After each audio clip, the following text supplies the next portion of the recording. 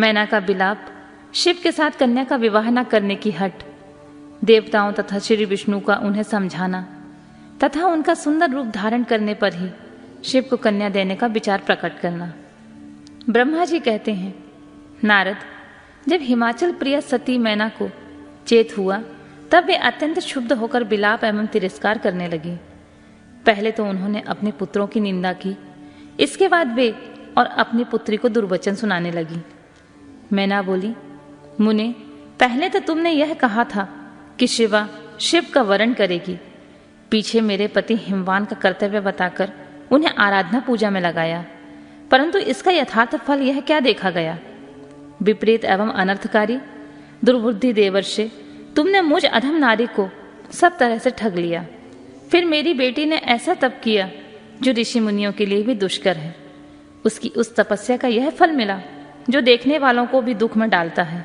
हाय, मैं क्या करूं, कहाँ जाऊं? कौन मेरे दुख को दूर करेगा? मेरा कुल आदि नष्ट हो गया, मेरा जीवन भी नष्ट हो गया। कहाँ गए विद्या ऋषि? पाऊं तो मैं उनकी दाढ़ी मूछ नोच लूं। वशिष्ठ की वह तपस्विनी पत्नी बड़ी धूर्ता है, वह स्वयं इस विवाह के लिए अगुआ बनकर आई थी। ना जाने किन किन के अपराध से इस समय मेरा सब कुछ लूट गया है। ऐसा कहकर मैना अपनी पुत्री शिवा की ओर देखकर उसे कटु वचन सुनाने लगी। अरे दुष्ट लड़की, तूने यह कौन सा कर्म किया जो मेरे लिए दुखदायक सिद्ध हुआ? तुझ दुष्टा ने स्वयं ही सोना देकर कांच खरीदा है, चंदन छोड़कर अपने अंगों में कीचड़ का ढेर पोत लिया। हाय हाय, हंस को उड़ाकर तूने पिंजड़े में कौवा पाल लिया, गंगा जल को दूर फेंककर कुएं का पानी पिया, प्रकाश पाने की इच्छा से सूर्य को छोड़कर यत्नपूर्वक जुगनू को पकड़ा, चावल छोड़कर भूसी खा ली, घी फेंककर मोम के तेल का आदरपूर्वक भोग लगाया, सिंह का आश्रय छोड़कर सियार का सेवन किया, ब्रह्म विद्या छोड़कर कुसित गाथा का श्रवण किया। बेटी, तूने घर में रखी हुई यश की मंगलमय विभूति को दूर हटाकर चिता की अमंगलमयी राख अपने पल्ले में बांध ली, क्योंकि समस्त श्रेष्ठ देवता और विष्णु आदि परमेश्वर को छोड़कर अपनी कुबुद्धि के कारण शिव को पाने के लिए ऐसा तप किया। तुझको तेरी बुद्धि को, तेरे रूप को और तेरे चरित्र को बारंबार धिक्कार है। तुझे तपस्या का उपदेश देने वाले नारद को तथा तेरी सहायता करने वाली दोनों सखियों को भी धिक्कार है। बेटी, हम दोनों माता पिता को भी धिक्कार है जिन्होंने तुझे जन्म दिया है। नारद, तुम्हारी बुद्धि को भी धिक्कार है। सुबुद्धि देने वाले उन सप्तर्षियों को भी धिक्कार है। तुम्हारे कुल को भी धिक्कार है। तुम्हारी क्रिया दक्षता को भी धिक्कार है, तथा तुमने जो कुछ किया है उन सबको धिक्कार है। तुमने तो मेरा घर ही जला दिया, यह तो मेरा मरण ही है। ये पर्वतों के राजा आज मेरे निकट न आए, सप्तर्षि लोग स्वयं मुझे अपना मुंह न दिखाएं। इन सब ने मिलकर क्या साधा? मेरे कुल का नाश करा दिया। हाय, मैं बांझ क्यों नहीं हो गई? मेरा गर्भ क्यों नहीं गल गया? मैं अथवा मेरी पुत्री ही क्यों नहीं मर गई? अथवा राक्षस आदि ने भी आकाश में ले जाकर इसे क्यों नहीं खा डाला? पार्वती, आज मैं तेरा सिर काट डालूंगी, परंतु ये शरीर के टुकड़े को लेकर क्या करूंगी? हाय, तुझे छोड़कर कहाँ चली जाऊं? मेरा तो जीवन ही नष्ट हो गया है। ब्रह्मा जी कहते हैं, नारद, यह कहकर मैना मूर्छित होकर पृथ्वी पर गिर पड़ी। शोक रोष आदि से व्याकुल होने के कारण वे पति के समीप नहीं गई।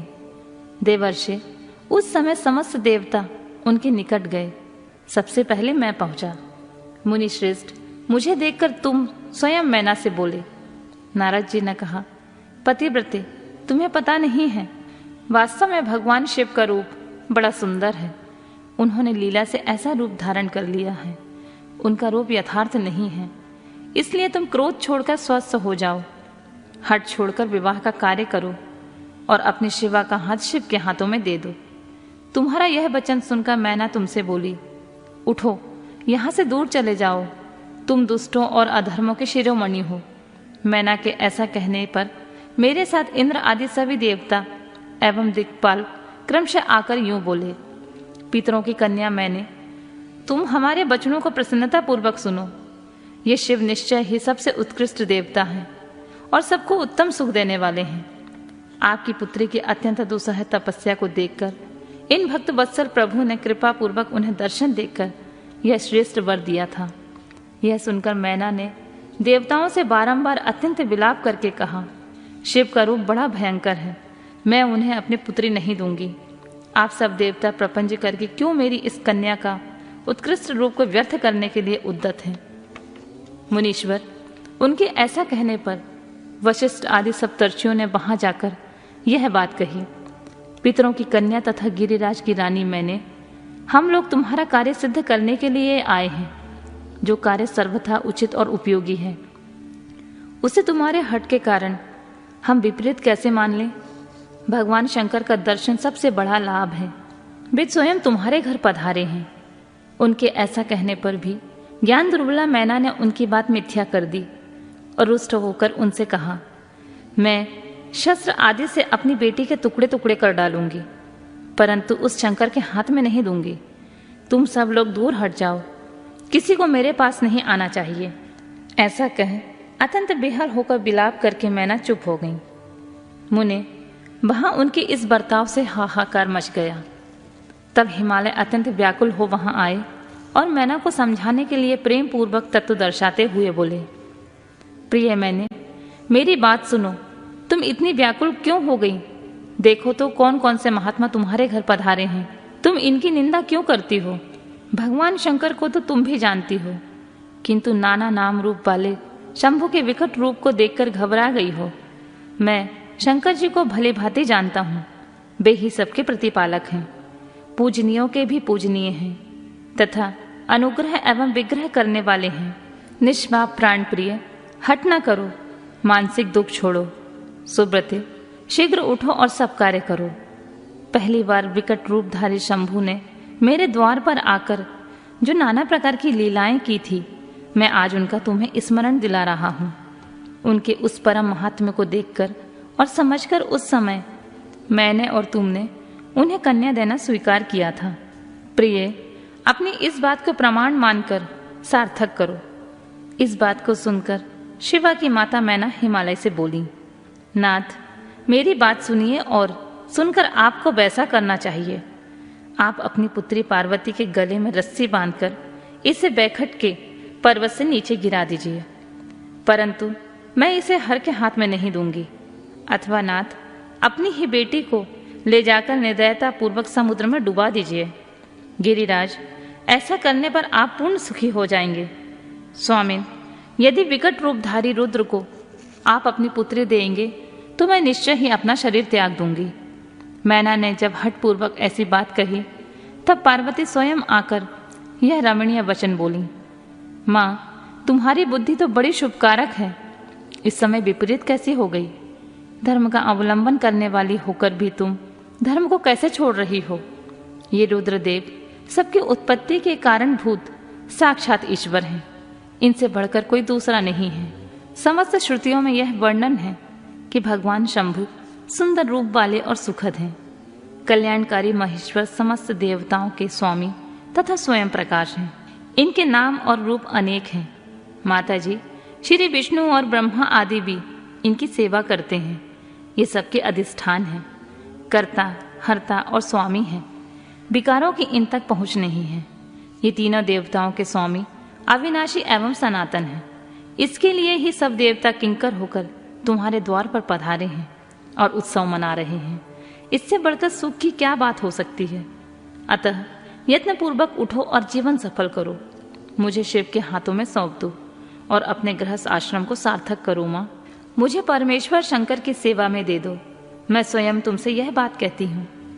तुम मेरी इतनी सी विनती मान लो। यदि तुम इनके हाथों में मुझे नहीं दोगी तो मैं किसी दूसरे वर का वरण नहीं करूंगी, क्योंकि जो सिंह का भाग है उसे दूसरों को ठगने वाला सियार कैसे पा सकता है। माँ, मैंने मन, वाणी और क्रिया द्वारा स्वयं हर का वरण किया है, हर का ही वरण किया है। अब तुम्हारी जैसी इच्छा है वैसा करो। ब्रह्मा जी कहते हैं, नारद, पार्वती की यह बात सुनकर शैलेश्वर प्रिया मैना बहुत ही उत्तेजित हो गई और पार्वती को डांटती हुई दुर्वचन कहकर रोने लगी और विलाप करने लगी। तदनंतर स्वयं मैंने तथा सनकादि सिद्धों ने भी मैना को बहुत समझाया, परंतु वे किसी की बात ना मानकर सबको डांटती रही। इसी बीच में उनके सुदृढ़ एवं महान हट की बात सुनकर शिवप्रिय भगवान विष्णु भी तुरंत वहां आ पहुंचे और इस प्रकार बोले, देवी, तुम पितरों की मानसी पुत्री एवं बहुत ही प्यारी हो, साथ ही गिरिराज हिमालय की गुणवती पत्नी हो। इस प्रकार तुम्हारा संबंध साक्षात ब्रह्मा के उत्तम कुल से है। संसार में तुम्हारे सहायक भी ऐसे ही हैं। तुम धन्य हो। मैं तुमसे क्या कहूँ, तुम तो धर्म की आधारभूता हो, फिर धर्म का त्याग कैसे करती हो? तुम ही अच्छी तरह सोचो और सही। संपूर्ण देवता, ऋषि, ब्रह्मा जी और मैं, सब लोग विपरीत बात क्यों कहेंगे? तुम शिव को नहीं जानती? वे निर्गुण भी हैं, सगुण भी हैं, कुरूप भी हैं और सुरूप भी हैं। सबके सैव्य तथा सत्पुरुषों के आश्रय हैं। उन्हीं ने मूल प्रकृति रूपा देवी ईश्वरी का निर्माण किया और उसके बगल में पुरुषोत्तम का निर्माण करके बैठाया। उन्हीं दोनों से सगुण रूप में मेरी तथा ब्रह्मा की उत्पत्ति हुई। फिर लोगों के हित करने के लिए वे स्वयं रुद्र रूप में प्रकट हुए।